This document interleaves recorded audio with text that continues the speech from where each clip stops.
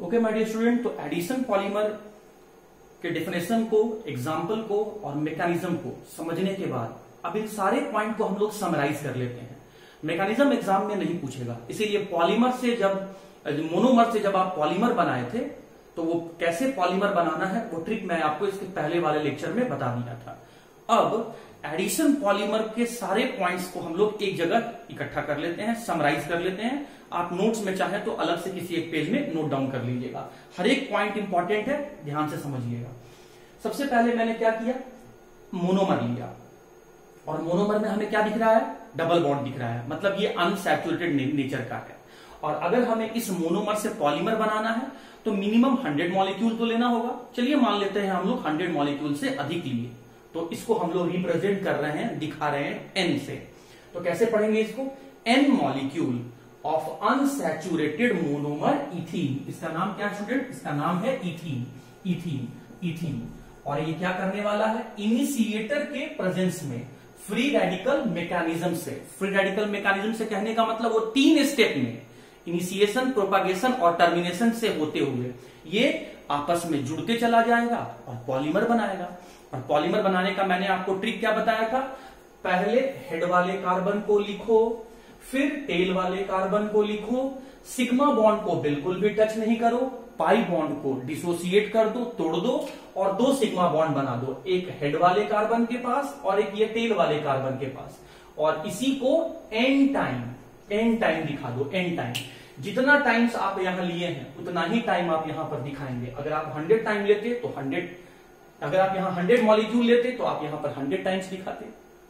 यहां पर आप 10 मॉलिक्यूल्स लिए हैं तो एन टाइम कंबाइन किया हुआ आप इसको दिखा रहे हैं। और नाम मैंने आपको क्या बताया था, पहले पॉलीवर्ड लिखना है और जो मोनोमर का नाम है वो मोनोमर का आपको नाम लिख देना है। ये पॉलीथीन बन गया मेन प्रोडक्ट, कोई बाई प्रोडक्ट यहां पर नहीं बना है।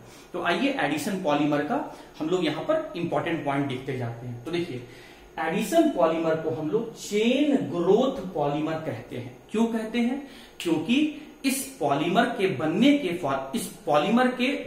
के प्रोसेस में हाइड्रोकार्बन चेन का लेंथ बढ़ते चला जाता है। तो एडिशन पॉलीमर प्रोसेस में, एडिशन पॉलीमर के फ्री रेडिकल मैकेनिज्म प्रोसेस में चेन का लेंथ बढ़ते चला जाता है, इंक्रीज होते चला जाता है, इसीलिए चेन ग्रोथ पॉलीमर कहते हैं। सेकेंड पॉइंट, अनसैचुरेटेड पॉलीमर को पहचानने का तरीका। तो अनसैचुरेटेड पॉलीमर को पहचानते, पॉलीमर तो कई सारे हो सकते हैं, तो हमें कैसे पता चलेगा कि ये एडिशन पॉलीमर है कि कंडेंसेशन पॉलीमर है, तो वो second point, third point, fourth point और फिफ्थ पॉइंट आपको बताएगा। तो एडिशन पॉलीमर के जो मोनोमर होंगे वो आपके अनसैचुरेटेड नेचर के होंगे। अनसैचुरेटेड नेचर के मतलब या तो वो डबल बॉन्ड कंटेन कर रहे होंगे या ट्रिपल बॉन्ड कंटेन कर रहे होंगे। तो मेनली जो होते हैं वो या तो अल्कीन होते हैं या उसी के बनाए हुए कंपाउंड उसके डेरिवेटिव हो सकते हैं। तो हम लोग यहां देख रहे हैं कि ये जो मोनोमर है ये अनसैचुरेटेड नेचर का है, ये अल्कीन है, तो इसीलिए ये जो पॉलीमर बनाएगा वो एडिशन पॉलीमर होगा। Point number third, addition polymer के जो मोनोमर होते हैं वो सारे के सारे मोनोमर सेम टाइप के होते हैं, इसीलिए एडिशन पॉलीमर को हम लोग होमोपॉलीमर कहते हैं। एडिशन पॉलीमर को हम लोग होमोपॉलीमर कहते हैं। क्यों कहें, क्योंकि उससे एडिशन पॉलीमर को बनाने वाले जितने भी मोनोमर होंगे वो सारे के सारे सेम टाइप के होंगे। देखिए मैं यहां पर जितना भी मोनोमर लिया हूं वो सब का सब इथीन ही लिया हूं। तो पॉलीथीन पॉलीमर या फिर कोई भी एडिशन पॉलीमर को बनाने के लिए लिया गया मोनोमर सेम टाइप का होता है, इसीलिए हम लोग कहते हैं कि addition polymer is the example of homopolymer. But there is exception है, यहां पर एक्सेप्शन है स्टूडेंट। 2 एडिशन पॉलीमर, उसमें से एक है ब्यूना एन और दूसरा है ब्यूना एस। ये दोनों ऐसे एडिशन पॉलीमर हैं जिसके सारे के सारे मोनोमर सेम टाइप के नहीं होते हैं, डिफरेंट टाइप के होते हैं।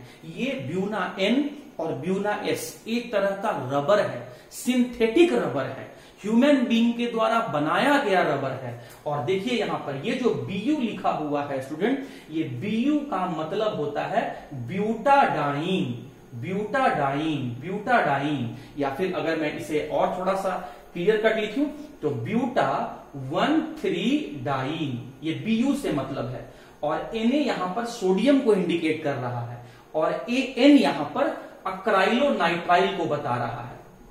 मैं डिटेल आपको आगे बताऊंगा। नाइट्राइल अक्राइलोनाइट्राइल को बता रहा है। तो आप देखिए कि इस एडिशन पॉलीमर को बनाने के लिए हमने दो अलग अलग टाइप का मोनोमर ले लिया।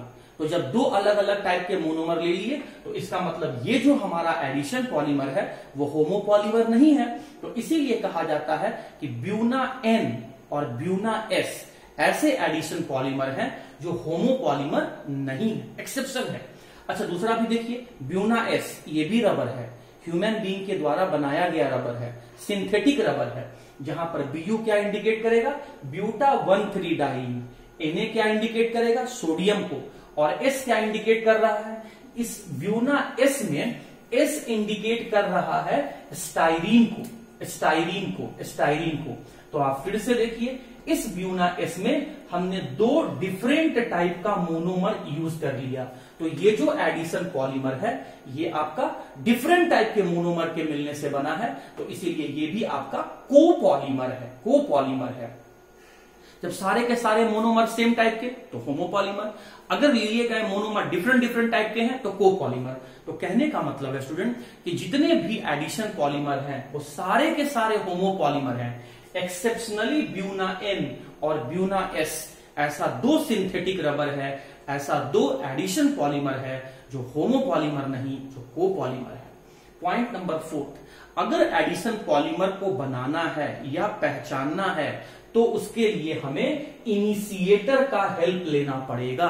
इनिशिएटर वो कंपाउंड होता है जो एक मोनोमर को दूसरे मोनोमर से कंबाइन होने में हेल्प करता है। और इनिशिएटर मेनली हम लोग क्या लेते हैं, बेंजोइल पेरोक्साइड या फिर टर्शियरी ब्यूटाइल पेरोक्साइड। तो एडिशन पॉलीमर को पहचानने का यह भी एक तरीका है कि इनिशिएटर के प्रेजेंस में बना हुआ होगा।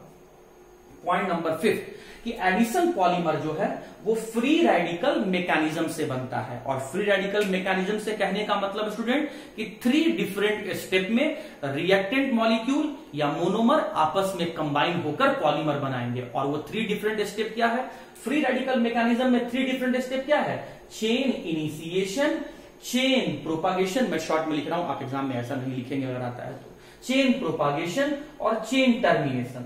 तो ये 3 डिफरेंट स्टेप से होते हुए मोनोमर पॉलीमर में कन्वर्ट हो रहा है, इसीलिए इसको हम लोग फ्री रेडिकल मैकेनिज्म कहते हैं। एडिशन पॉलीमर के बनाने के प्रोसेस में चेन का लेंथ बढ़ते जाता है, इसीलिए चेन ग्रोथ पॉलीमर। सारे के सारे जो मोनोमर होते हैं वो unsaturated double triple bond containing compound होते हैं। पॉइंट नंबर 3, सभी मोनोमर एक ही तरह के होते हैं, एक्सेप्शनली ऐसे 2 एडिशन पॉलीमर हैं, ब्यूना N और ब्यूना S, जो होमोपॉलीमर न होके कोपॉलीमर है, जहां पर Bu ब्यूटा 1,3 डाइन को बता रहा है, Na सोडियम को बता रहा है, N अक्राइलोनाइट्राइल को बता रहा है, Bu ब्यूटा 1,3 डाइन को बता रहा है, Na सोडियम को बता रहा है, और S स्टाइरीन को बता रहा है। आगे डिटेल से इसको हम लोग डिस्कस करेंगे। उसके बाद एडिशन पॉलीमर पहचानने का एक और तरीका क्या है, कि एडिशन पॉलीमर बनाने के लिए हमें इनिशिएटर का हेल्प लेना पड़ेगा, जो कि या तो बेंजोइल पेरोक्साइड हो सकता है या फिर टर्शियरी ब्यूटाइल पेरोक्साइड हो सकता है। अगला पॉइंट क्या है कि मोनोमर जब पॉलीमर में कन्वर्ट होंगे तो वो फ्री रेडिकल मैकेनिज्म से कन्वर्ट होंगे। और फ्री रेडिकल मैकेनिज्म कहने का मतलब क्या होता है कि 3 different step, initiation, propagation and termination से होता हुआ मोनोमर कंबाइन करके पॉलीमर चेन का फॉर्मेशन करेगा। तो उम्मीद करते हैं स्टूडेंट कि एडिशन पॉलीमर का ये 5 पॉइंट्स आपको समझ में आ गया होगा। मैं अभी और पॉइंट्स इसका क्लियर करता हूं, ध्यान से सुनते चलिएगा।